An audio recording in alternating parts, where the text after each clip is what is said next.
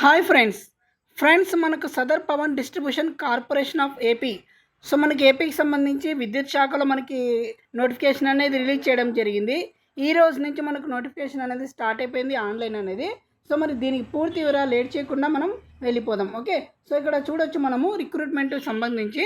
So southern power distribution company AP limited Andhra Pradesh. Okay, so దీంట్లో మనకు engineering service పోస్టులు ఇచ్చారండి. అంటే assistant executive engineer electrical, assistant executive engineer telecom, assistant executive engineer civil. So ఈ 3 బ్రాంచులకు సంబంధించిన పోస్టులు అనేది ఇవ్వడం జరిగింది. సో ఇంకా దీంట్లో చూసినట్లయితే మనకు ఎప్పటి నుంచి అప్లై చేసుకోవచ్చు అంటే మనకు సో టోటల్గా అదేవిధంగా ఎన్ని వేకెన్సీస్ అనేది చూద్దాం. సో మొత్తంగా AP SPDCL so AEE so assistant executive engineer electrical branch వచ్చేసి మనకు 125 పోస్టులు ఇచ్చారు. ఇందులో 5% అనేది ఓపెన్ కేటగిరీ కింద ఇచ్చారు. అంటే 6 సీట్లు ఇచ్చారు, 6 పోస్టులు ఇచ్చారు. నాన్ లోకల్ కింద 95% అంటే ఏపీకి సంబంధించిన వాళ్ళకి 95% అంటే 118 ఖాళీలు అనేది ఇవ్వడం జరిగింది. అందులో దీంట్లో ఇంకోటి ఓసీలకి ఉమెన్కి ఒకటి బ్యాక్లాగ్లో లోకల్గా కేటాయించడం జరిగింది. అంటే లోకల్ ఏంటంటే ఏపీ వాళ్ళకి ఒకటి కేటాయించడం జరిగింది. అది ఓసీ ఉమెన్ కింద బ్యాక్లాగ్ అనేది మిగిలిపోయినది, ఇప్పుడు మళ్ళీ భర్తీ చేస్తున్నారు. సో టోటల్గా వచ్చేసి మనకు 125 ఖాళీలు ఇచ్చారు. సో అదేవిధంగా సివిల్కి సంబంధించి చూసినట్లయితే మనకి ఓపెన్లో 1, లోకల్లో 5, సో టోటల్గా 6 ఇచ్చారండి. నెక్స్ట్ టెలికాం సంబంధించి ఓపెన్లో 1, లోకల్లో 3 ఖాళీలు, టోటల్గా 4 ఖాళీలు అనేది ఇవ్వడం జరిగింది. సో టోటల్గా 131 నుంచి 135 ఖాళీలు అనేది ఇవ్వడం జరిగింది. సో లోకల్, నాన్ లోకల్ ఎవరైనా అప్లై చేసుకోవచ్చు. అంటే ఓపెన్ కేటగిరీ కింద నాన్ లోకల్ వాళ్ళు కూడా అప్లై చేసుకోవచ్చు.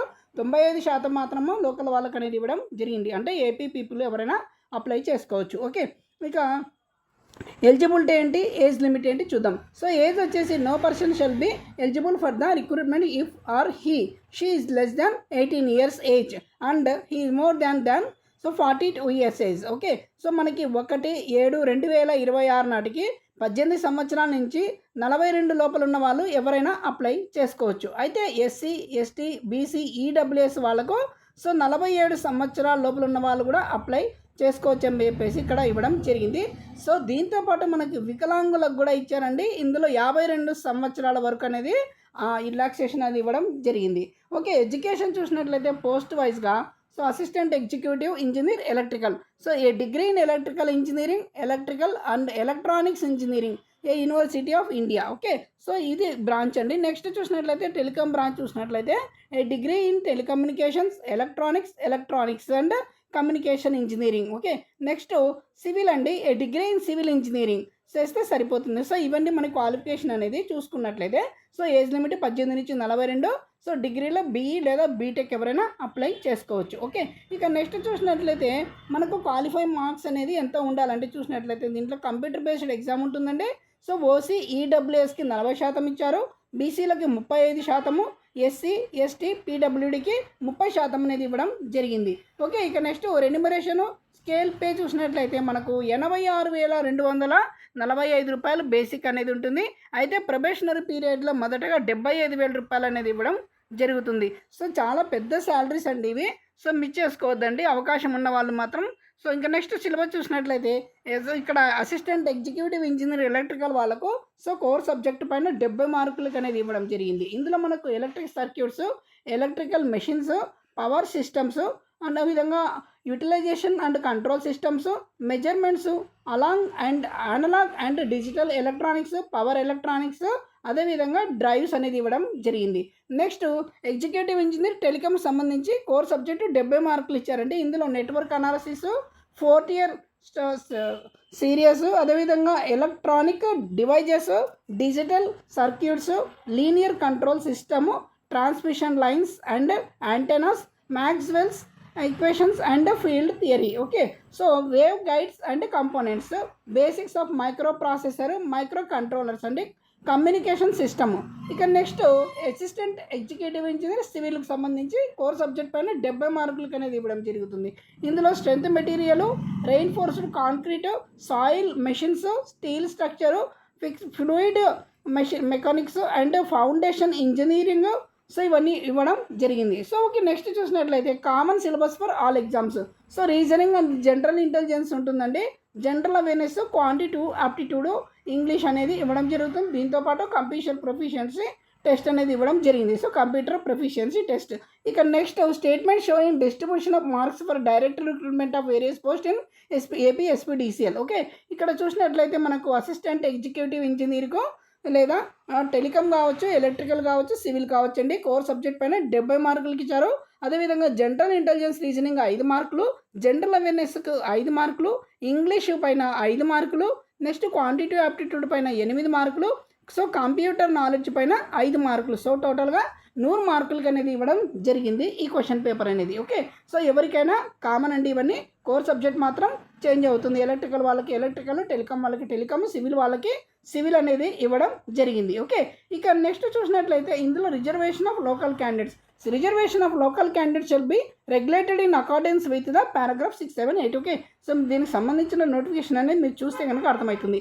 Next so districts covered in AP ఎస్పీడీసీఎల్లో ఎటువంటి మనకి డిస్ట్రిబ్యూషన్స్ అనేవి వస్తుంది. ఇక్కడ నెల్లూరు వస్తుంది, తిరుపతి, చిత్తూరు, అన్నమయ్య, కడప, నంద్యాల, కర్నూలు, అనంతపురం, శ్రీ సత్యసాయి ఈ జిల్లాలన్నీ కూడా ఈ ఏరియాలో ఏపీఎస్పీడీసీఎల్ ఏరియాలో అనేది వస్తుంది ఫ్రెండ్స్. ఓకే, మీరు ఖాళీలు చూశారు కదా ఇందాక ఏపీఎస్పీడీసీఎల్లో ఎన్ని ఖాళీలు ఉన్నాయని చెప్పేసి. మనము రాయలసీమ రీజన్కి సంబంధించిన వాళ్ళు ఈ ఏపీఎస్పీడీసీఎల్కి రావడం జరుగుతుంది. ఓకే, ఇక నెక్స్ట్ దీంట్లో మనకి నాన్ లోకల్ కూడా ఉంటుంది. అప్లై చేసేటప్పుడు మీకు సో దాంట్లో మీకు చూపిస్తుందండి ఆప్షన్స్ అనేది. ఓకే, నెక్స్ట్ ఫీజు చూసినట్లయితే 1000 రూపాయలు అనేది పే చేయాల్సి ఉంటుందండి. ఇక నెక్స్ట్ చూసినట్లయితే మనకు సో 36/2026 నుంచి 27/2026 వరకు అనేది మనకు అప్లై చేసుకోవడానికి ఇవ్వడం జరిగింది.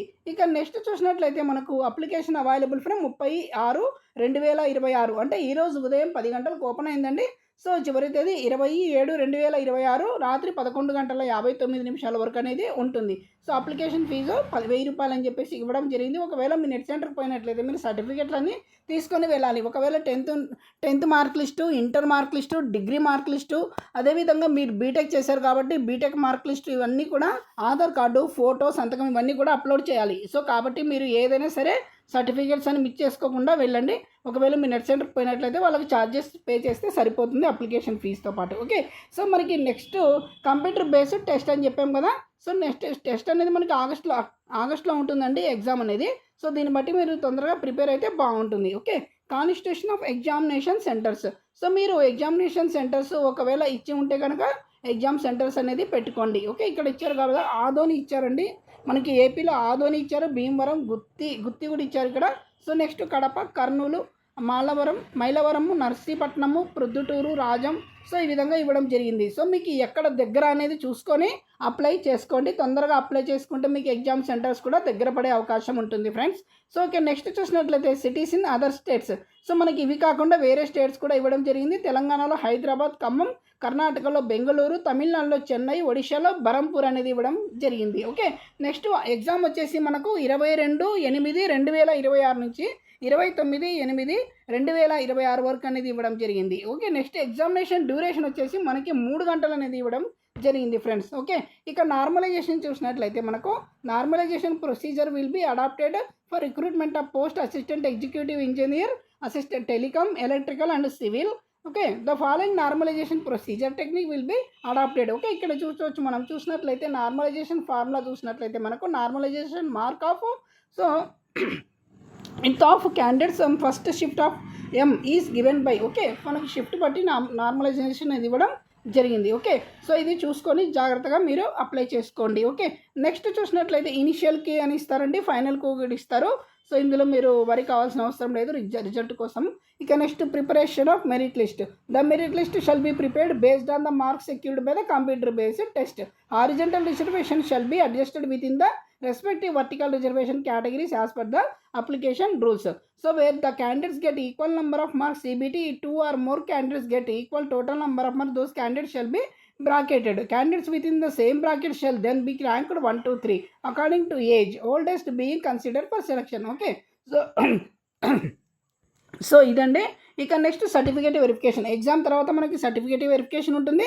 ఇందులో మెరిట్ లిస్ట్ అనేది 1:1 రేషియోలో తీసుకోవడం జరుగుతుంది ఫ్రెండ్స్. ఇక శాలరీ విషయం చూసినట్లయితే మనం ఇందాకనే చూసాము 75,000 ప్రొబేషనరీ పీరియడ్లో ఉంటుంది కాబట్టి.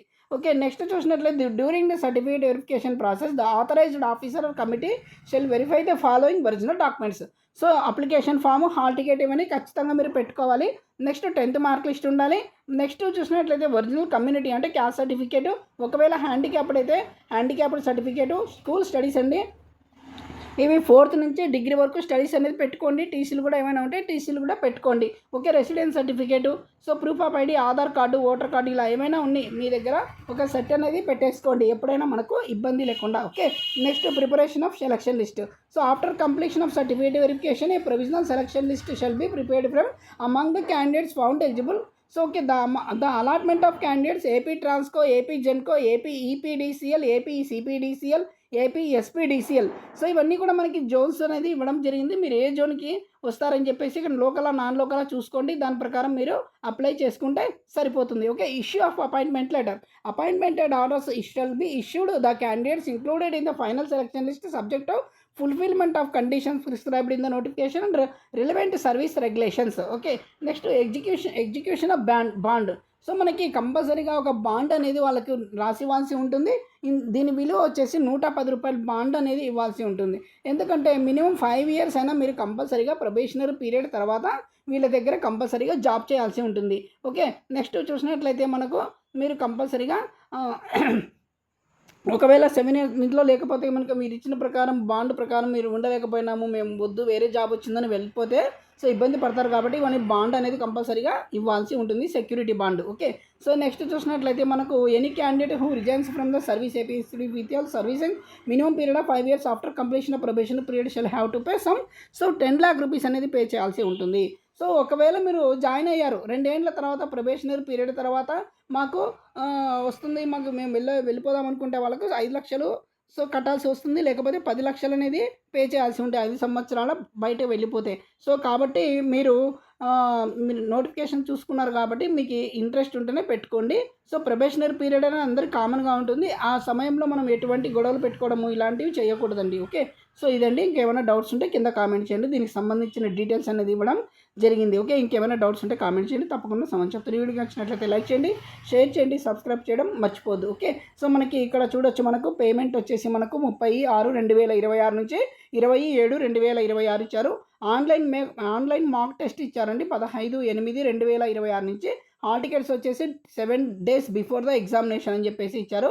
షెడ్యూల్ ఎగ్జామినేషన్ చూసినట్లయితే మనకు 22/8/2026 నుంచి 29/8/2026 వరకు అనేది కండక్ట్ చేయడం జరుగుతుంది. సో తర్వాత మనకు ఎగ్జామ్ రాసిన తర్వాత 2 రోజుల తర్వాత మనకి ఇనిషియల్ కీ వస్తుంది. తర్వాత అబ్జెక్షన్స్ ఏమైనా ఉంటే అబ్జెక్షన్స్ పెట్టుకోవచ్చు. తర్వాత మెరిట్ లిస్ట్ అనేది ఇవ్వడం జరుగుతుంది. ఓకే, ఇంకా ఇదండి. ఇంకేమైనా డౌట్స్ ఉంటే కింద కామెంట్ చేయండి. అదేవిధంగా అసిస్టెంట్ ఇంజనీర్ ఇక్కడ చూసినట్లయితే మనకు ఖాళీలు అనేది ఇవ్వడం జరిగింది. ఏపీఎస్పీడీసీఎల్లో ఎన్ని ఖాళీలు ఇచ్చారు, లోకల్ ఎన్ని, ఓపెన్ ఎన్ని, టోటల్గా ఎన్ని ఇచ్చారు అనేది ఇక్కడ చూసుకోవచ్చు. నెక్స్ట్ చూసినట్లయితే ఓసీ ఉమెన్కి అండి ఒకటి బ్యాక్లాగ్ ఇచ్చారు లోకల్లో. నెక్స్ట్ ఏఈ సివిల్ అండి, ఇది కూడా ఏపీఎస్పీడీసీఎల్లోనే. సో ఇక్కడ ఖాళీలు అనేది చూసుకోండి జాగ్రత్తగా, 1-2 సార్లు చూసుకొని అప్లై చేసుకోండి. సో మీ బ్రాంచ్కి ఉన్నాయా లేదా అని చూసుకొని అప్లై చేసుకోండి. మీ క్యాస్ట్కి కూడా ఉన్నాయా లేదా చూసుకొని అప్లై చేసుకోండి. ఓకే, మీరు ఓపెన్ కేటగిరీ కింద అప్లై చేస్తారా, బ్యాక్లాగ్ కింద, ఇది నాన్ లోకలా చూసుకొని 1-2 సార్లు సో పే చేసుకోండి. అదేవిధంగా 1000 రూపాయలు అనేది ఫీజు పే చేయాల్సి ఉంటుంది ప్రతి ఒక్కరు. ఓకే, ఈ వీడియో నచ్చినట్లయితే లైక్ చేయండి, షేర్ చేయండి, సబ్స్క్రైబ్ చేయడం మర్చిపోద్దు. Thank you.